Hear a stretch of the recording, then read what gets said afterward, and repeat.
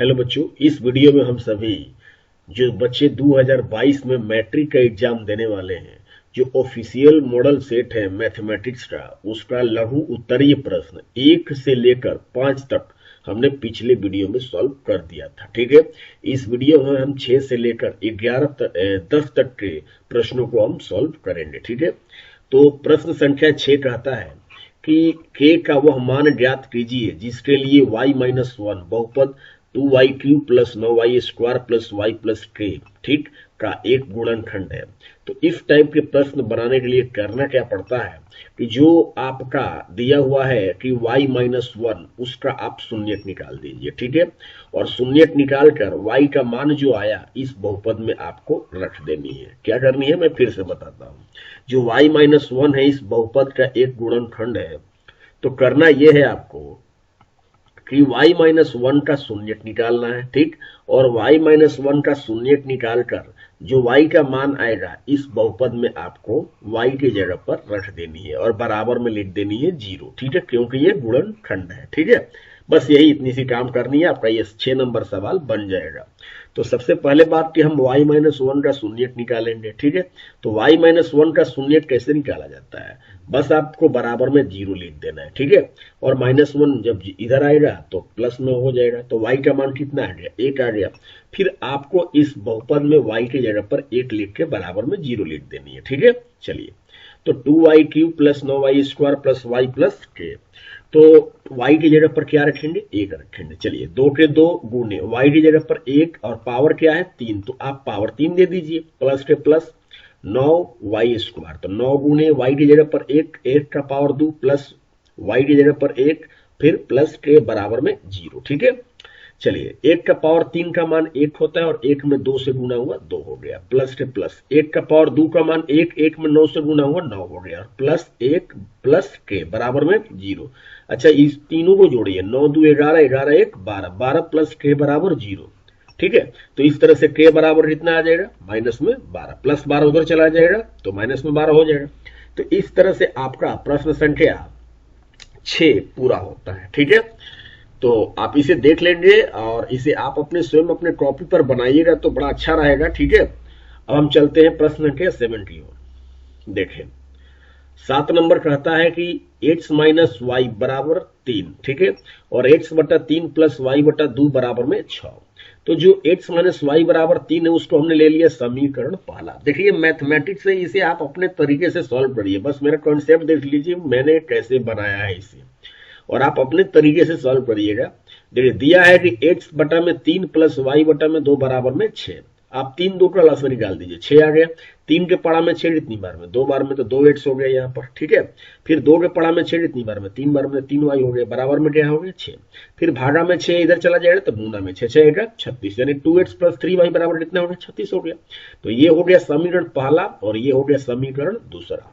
अब आप इन दोनों को विलोपन विधि से सॉल्व करेंगे, तो हमने क्या किया कि समीकरण पहला में 3 से गुणा कर दीजिए। ठीक है, समीकरण पहला में 3 से गुणा कर दिया और प्लस कर दिया समीकरण दूसरा गुणे 1। ऐसा क्यों किया गया, देखिए, जब आप इसे दोनों समीकरणों को सॉल्व करते हैं तो या तो x का मान बराबर होना चाहिए दोनों में, या तो y का मान, तो हमने y का मान बराबर करने की कोशिश किया है। ठीक है, तो चलिए, पहला में 3 से इसमें गुणा करिए, तो 3 में x से गुणा हुआ 3x, 3 में y से गुणा हुआ 3y, 3 में 3 से गुणा हुआ 9। ठीक है, ये हो गया। और नीचे वाला ऐसे ही लिखिए, 2x प्लस 3y बराबर में 36।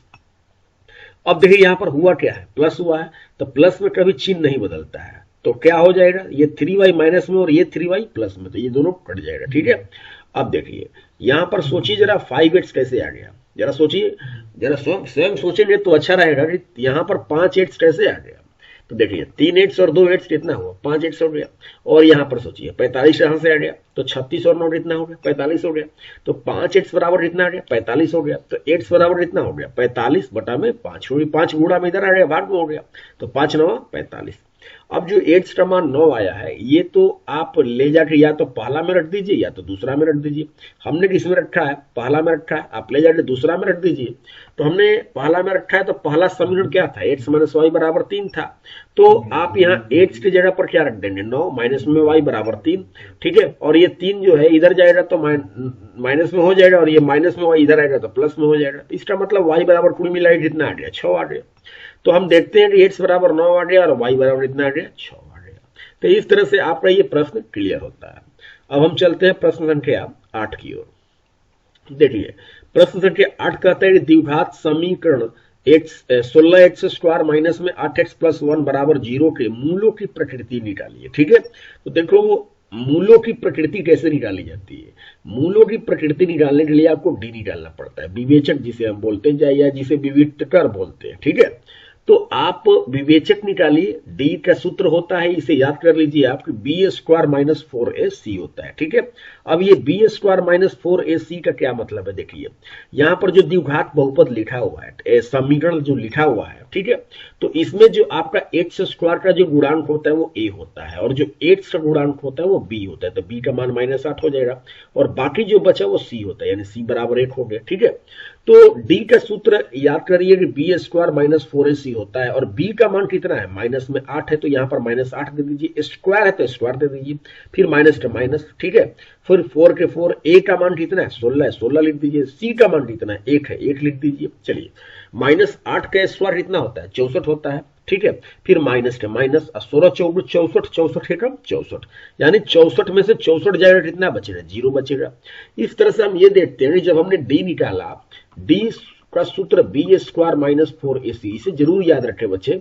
तो जब डी निकाला आपने b² माइनस 4ac से, तो d का मान 0 आ गया। ठीक है, तो d का मान 0 जब आता है तो ये कुछ कहता है आपसे, क्या कहता है, ये इसका कहना ये होता है कि अगर d बराबर 0 आ जाए तो इसका मूल जो होता है वो वास्तविक होता है। ठीक है, और समान होता है, यानी जो भी मूल होगा वो वास्तविक होगा और समान होगा। ठीक है, तो इसे जरूर याद रखें। तो इस तरह से आप मूलों की प्रकृति बता दिए कि मूल जो होंगे वो वास्तविक होंगे और समान होंगे। ठीक है, तो ये प्रश्न संख्या 8 क्लियर होता है आपसे। अब हम चलते हैं प्रश्न संख्या 9 की तरफ। देखें 9 नंबर प्रश्न है कि t के वह मान ज्ञात करें जिसके लिए द्विघात समीकरण 2y² प्लस ty बराबर -3 के दोनों मूल क्या है, बराबर है।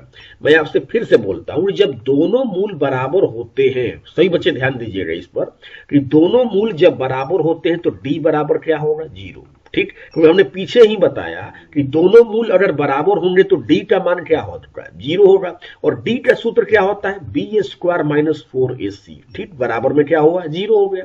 अच्छा, इसमें से देखिए जो आपका दिया हुआ है 2y² प्लस ty बराबर -3, तो क्या -3 को उधर नहीं ले जा सकते हैं टी वाई की तरफ, तो ये प्लस में हो जाएगा। तो इसमें ये देखिए ये जो होता है y² का जो गुणांक होता है वो a होता है, जो y का गुणांक होता है वो b होता है और जो बाकी बचा वो c होता है। तो यहां पर हम b का मान देखते हैं, पता लगाते हैं, तो t हो जाएगा, तो t² हो जाएगा, माइनस का माइनस, 4 के 4, a का मान कितना हो गया, a का मान 2 है तो 2 लिख दीजिए, c का मान कितना है, c का मान 3 है, 3 लिख दीजिए, बराबर में क्या है 0। t² 24 कहां से आया, सोचिए आप, 24 कहां से आया, ये तो 24 आया, 4 दूना 8, 24 आ गया। अब ये माइनस में जो 24 है उधर चला जाएगा तो प्लस में हो जाएगा। अब 24 t² बराबर 24 हो गया, तो स्क्वायर हटेगा तो क्या हो जाएगा रूट में, और रूट में चला जाएगा तो यहां पर भी क्या लिखना पड़ता है आपको, प्लस और माइनस। तो अब चलिए प्लस माइनस को प्लस माइनस ही छोड़ दीजिए और रूट 24 है तो आप इसकी जगह पर क्या लिख सकते हैं, 2 रूट 6 लिख सकते हैं। ठीक है, क्योंकि 2 अंदर जाएगा तो 4 हो जाएगा और 4 6 कितना हो जाएगा 24 हो जाएगा, आ जाएगा पहले वाला 24, है ना। तो इस तरह से आपका ये प्रश्न संख्या 9 नंबर भी क्या होता है, क्लियर होता है। अब हम चलते हैं प्रश्न संख्या 10 की तरफ।